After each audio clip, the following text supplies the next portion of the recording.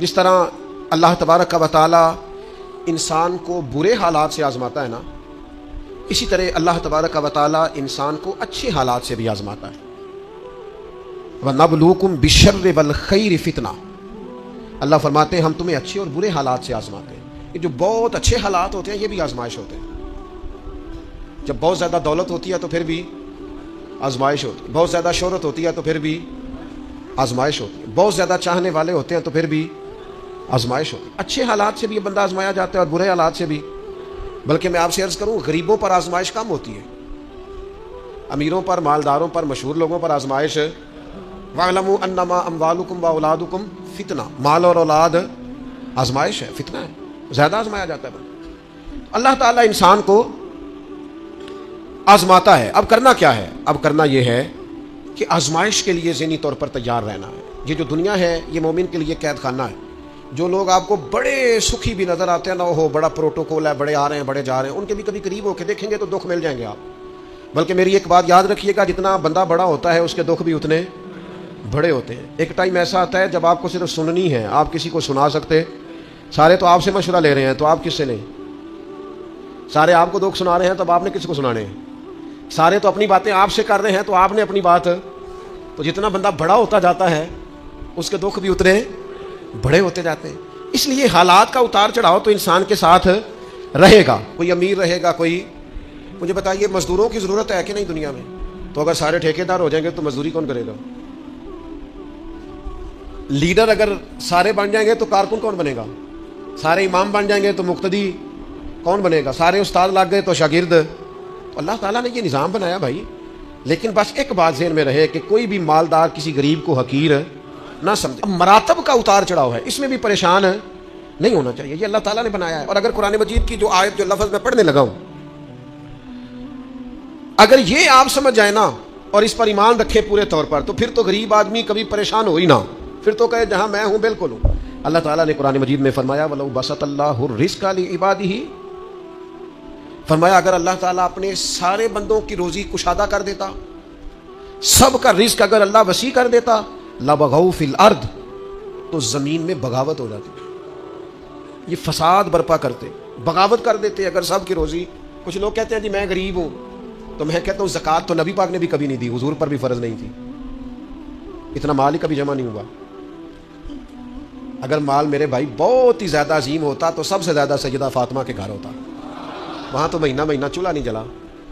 اگر دولت بڑی عظیم ہوتی تو سب سے زیادہ سیدہ عائشہ کے حجرے میں ہوتی.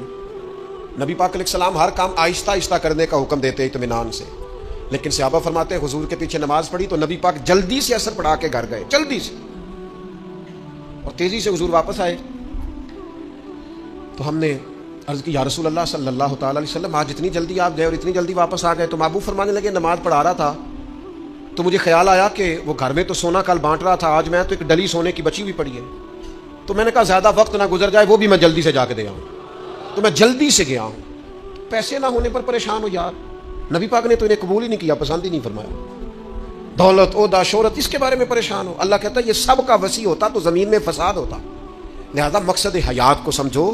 صرف عہدے کا اوپر نیچے ہونا یہ کمزوری کی علامت نہیں ہے. اپنے آپ کو اس سے نکالو. اگر اللہ تبارک و تعالیٰ نے کہیں رکھا ہے انسان کو تو یہ اس کے لیے فائدہ مند چیز ہے. پھر ایک بات یہ ہوتی ہے، بہت سارے دوست آ کے پوچھتے ہیں جی میں جو کام بھی کرتا ہوں ناکام رہتا ہوں، جو کام بھی کرتا ہوں پیچھے رہ جاتا ہوں، جو جدوجہد بھی کرتا ہوں میرا کام آگے نہیں چلتا. حضرت عیسیٰ علیہ السلام نے نہ گھر بنایا نہ نکاح فرمایا. ایک پیالہ تھا ہاتھ میں. ایک دن انہوں نے دیکھا کہ ایک آدمی چلو سے پانی پی رہا تو پیالہ بھی صدقہ کر دیا.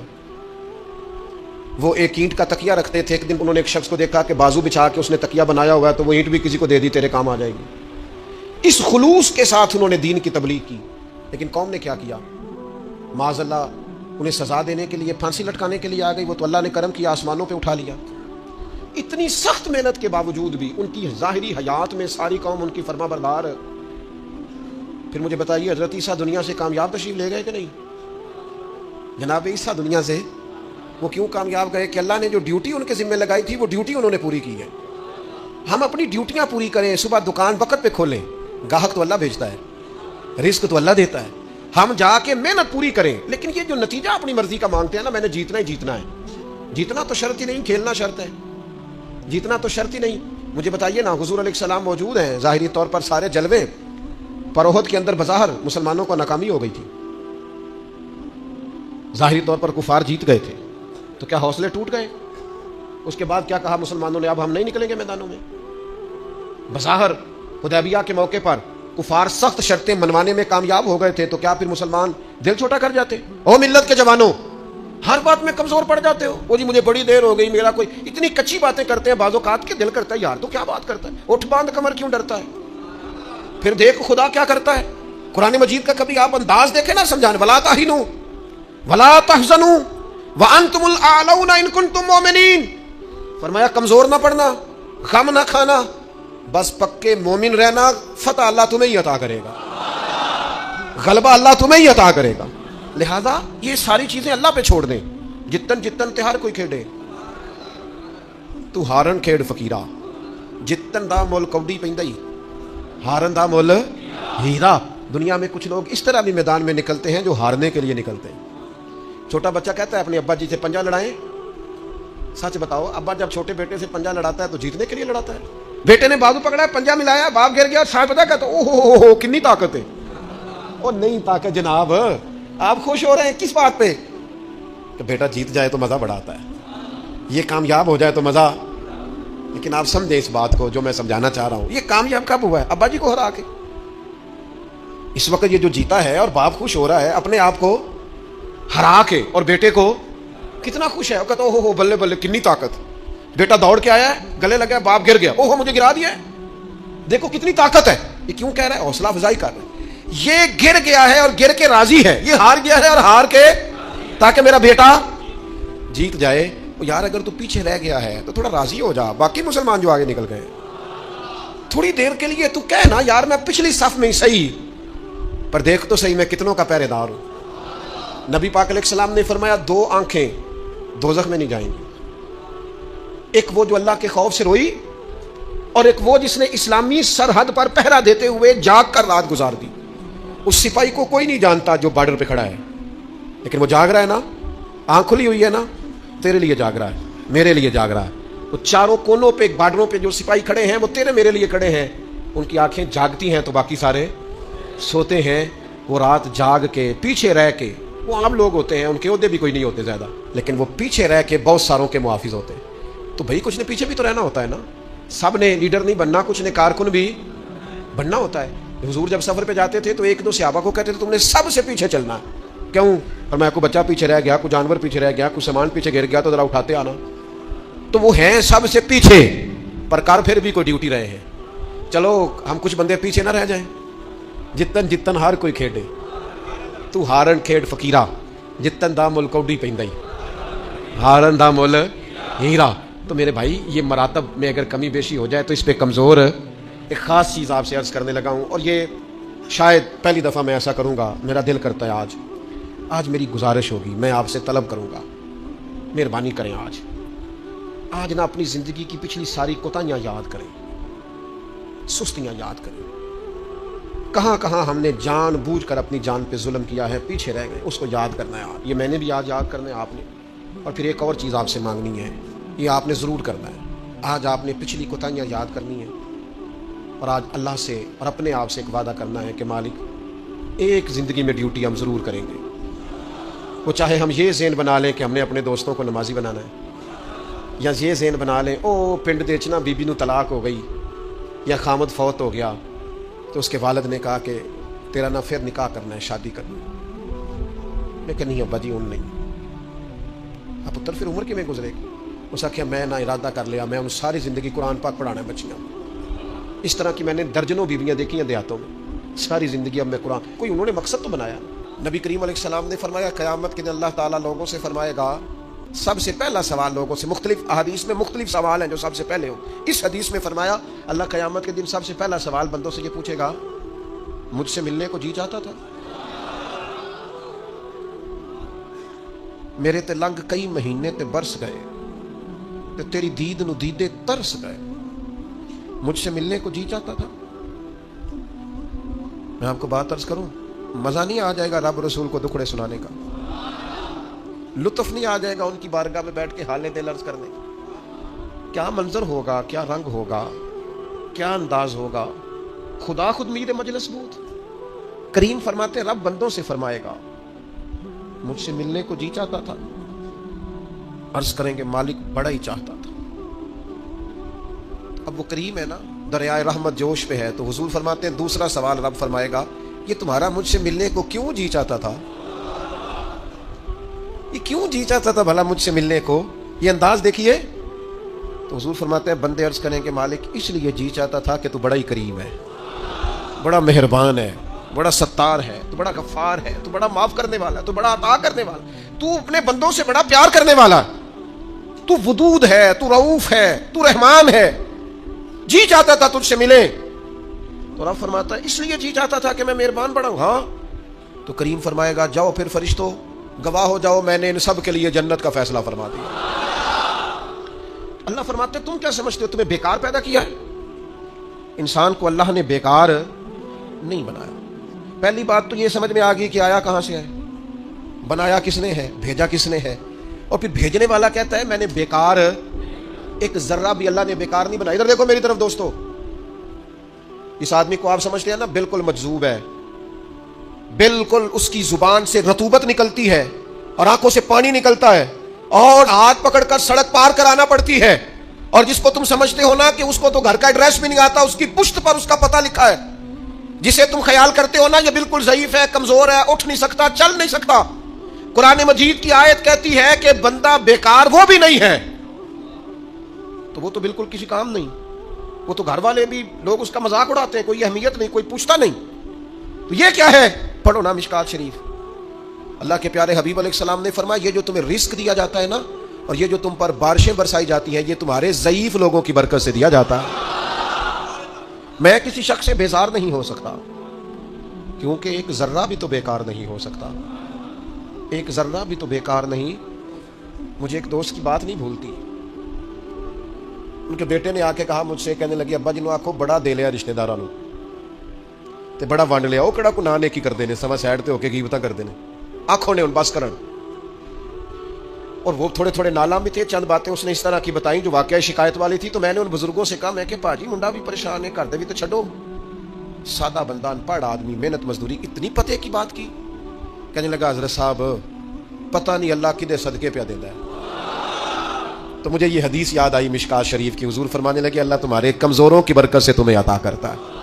किसकी वजह से अल्लाह तुम्हें देता है? ज़ईफों की वजह से। एक तो किसी चीज को भी अल्लाह ताला ने बेकार पैदा फिर किस लिए पैदा किया, मकसद हयात क्या है, इसको आपने समझना है। फरमाया अल्लज़ी खलक़ल मौता वल हयाता लियब्लुवकुम अय्युकुम अहसनु अमला। हमने मौत और हयात इसलिए पैदा की है ताकि पता चले तुम में बेहतरीन अमल कौन करता है, बेहतरीन अमल कौन बंदा करता है। इस मकसद के लिए मौत और हयात को पैदा किया। हम तो काम करने आए भाई, दुनिया में काम करने आए।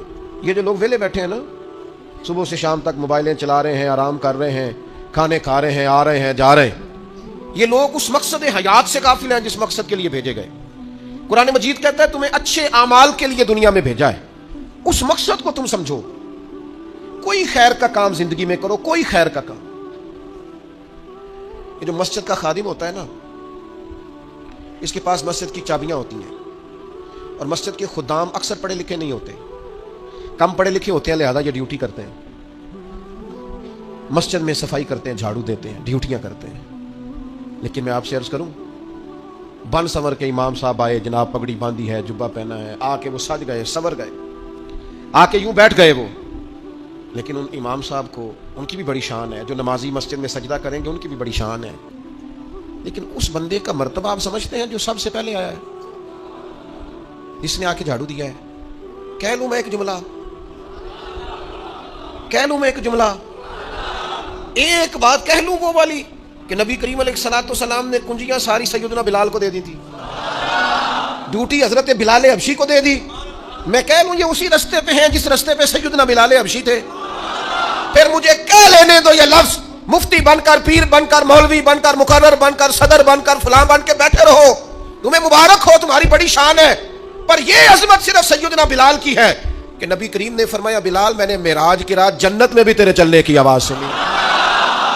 یہ شان صرف، پھر مجھے کہہ لینے دو کمر اچھا ہے فلک پہ نہ ہلال اچھا ہے، تیری نظر گر بینا ہو تو دونوں سے بلال اچھا ہے۔ آپ سمجھے اس بات کو؟ کوئی مقصد تو ہے نا میرے بھائی۔ صحیح بخاری میں موجود ہے حضرت بلال مقصد بنا لیا تھا حضور کے دروازے کی نوکری کرنا۔ میں آپ سے عرض کروں، اگر کوئی مقصد نہیں نہ بناؤ گے تو زندگی بے چین بے قرار گزرے گی۔ با مقصد لوگوں کی زندگی صحیح گزرتی ہے، با مقصد۔ کوئی ایک نوجوانوں سے بالخصوص کہوں گا یہ کوئی مقصد نہیں ہے، لوگ راضی کرنا، اسٹیٹس لگانا، ویوز چیک کرنا، لائکس، کوئی مقصد نہیں، یہ بالکل بیکار کام ہے۔ آپ باصلاحیت ہیں۔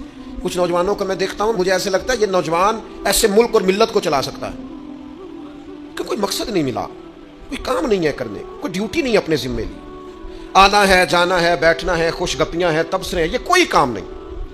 آپ کا کوئی مقصد حیات ہو، آپ کوئی ڈیوٹی کریں، کوئی کام کریں، کوئی خدمت ہو جو آپ کریں، آپ محسوس کریں گے کہ کچھ برکت ہو گئی ہے۔ لیکن اگر محمل وقت گزارو گے بیکار ہو جاؤ گے، زنگ لگ جاتا ہے صلاحیتوں کو۔ میں خود کئی دفعہ اپنے آپ پہ غصہ کرتا ہوں کہ یار یہ 20 منٹ ایسے ہی وقت ضائع ہو گیا۔ اور پھر ایک اور بات بھی، اس میں عمر کا بھی کوئی لینا دینا نہیں۔ امام رازی نے لکھا ہے ایک صحابی کے بارے میں حضور نے فرمایا کہ تیرا تھوڑا وقت رہ گیا دنیا سے جانے کا۔ ظاہر ہے بوڑھے آدمی تھے، یا رسول اللہ پھر مجھے بتائیں کیا کروں؟ تو فرمایا ادھر سے صحیفے اٹھا کے لا، تجھے قرآن پڑھانا شروع کروں، پڑھتا پڑھاتا دنیا سے چلا جا۔ انہوں نے نہیں کہا یہ عمر نہیں، آپ کے پاس مہینہ ہے، سال ہے، 20 سال ہے، جتنا بھی ٹائم ہے، آج سے کوئی کام شروع کر دیں، کوئی ڈیوٹی کریں۔ آپ یقین کریں کوئی کام اگر ہم اپنے ذمہ لے لیں گے تو ہمارے لیے جینا آسان ہو جائے گا، ہمارے لیے جینا آسان ہو جائے گا۔ ڈیوٹی لے لیں کوئی، اس کو کریں۔ اب ہوگا کیا؟ جب آپ اس مقصد کے لیے نکلیں گے نا تو پھر مشکلات بھی آئیں گی، پھر حالات ہمیشہ ایک جیسے نہیں رہتے، تو اللہ آزمائے گا بھی اس رستے میں۔ وَلَنَبْلُوَنَّكُمْ بِشَيْءٍ مِّنَ الْخَوْفِ وَالْجُوعِ وَنَقْصٍ مِّنَ الْأَمْوَالِ وَالْأَنفُسِ وَالثَّمَرَاتِ وَبَشِّرِ الصَّابِرِينَ۔ پھر انسان کو آزمایا بھی جائے گا، اب مشکلات بھی آئیں گی۔ تو یہ مشکلات زندگی کا حسن ہے۔ آپ جب کسی مقصد کے تحت میدان میں نکلیں گے پھر آپ کو باتیں بھی سننی پڑیں گی۔ آپ بالکل صحیح سے جا رہے ہیں، لوگ تانے بھی دیں گے، لوگ کہیں گے بھی، تو بھائی اس کا مزہ آئے گا۔ اب ذہن بنا لیں کہ بھائی مشکلات آئیں گی، اتار چڑھاؤ آئے گا، تو یہ تقاضا ہوگا جب آپ پہلے سے ذہنی طور پہ تیار ہوں گے پھر کوئی بھی مشکل بندے کو پریشان نہیں کرے گی۔ آج نا ایک وعدہ کریے، ان بے مقصد نہیں جینا، کوئی مقصد بنانا ہے، کوئی پروگرام، کوئی تھبکی۔ ہمارے ایک بزرگ تھے، وہ فرمایا کرتے تھے میں نے زندگی میں مقصد بنایا، میں نے مایوس لوگوں کے حوصلے بڑھانے، دکھیوں کو کہنا ہے کچھ بھی نہیں ہونے لگا، کرم ہو جائے گا۔ کچھ ارادے نہ کر لیں، کچھ پروگرام نہ بنا لیں، کچھ خیال نہ کر لیں، آج سے کوئی مقصد حیات بنائیں، اس پہ ڈٹ جائیں۔ اور مقصد کون سے بنانے ہیں؟ جن کا قرآن پاک ٹھیک نہیں آج نیت کریں انشاءاللہ ٹھیک کرنا، جن کو آتا ہے آگے بڑھانا ہے انشاءاللہ۔ جن لوگوں کو اللہ تبارک و تعالیٰ نے رزق دیا ہے وہ غریبوں کی مدد کریں گے انشاءاللہ۔ جو محنت نہیں کرتے، والدین پریشان ہیں، وہ آج ارادہ کریں مالک ہم ارادہ کرتے ہیں تو مددگار ہم محنت کریں گے انشاءاللہ۔ جن کے رزق میں کہیں کوئی ملاوٹ ہے، وہ سمجھتے ہیں کہ یار یہ میں پوری دیانتداری سے نہیں لے رہا، وہ آج ارادہ کریں کہ اللہ میں ملاوٹ دور کروں گا، وہ ہم سے نہیں اپنے آپ سے اللہ سے، اور میں بالکل جائز لیا کروں گا۔ آج سے پکے ارادے، پکی نیتیں اور مضبوط پروگرام۔ جنہوں نے جان بوجھ کے نمازیں عبادتیں ترک کی ہیں وہ آج ارادے کریں کہ بس بھائی آج کے بعد انشاءاللہ۔ آپ ارادہ تو کریں، آپ پروگرام تو بنائیں، وہ تو کریم ہی بڑا ہے۔ صحیح مسلم میں حدیث ہے، حضور فرماتے ہیں جو بندہ اللہ کی طرف ایک بالشت آتا ہے نا، ایک گٹ، اللہ اس کی طرف پورا ہاتھ آتا ہے۔ اور فرمایا جو مالک کی طرف چل کے جاتا ہے اللہ کی رحمت اس کی طرف دوڑ کے جاتی ہے۔ آپ ارادہ تو کریں، دیکھیں تو صحیح، میری طلب بھی تو تیرے کرم کا صدقہ ہے۔ یہ پاؤں اٹھتے نہیں بلکہ یہ اٹھائے گا۔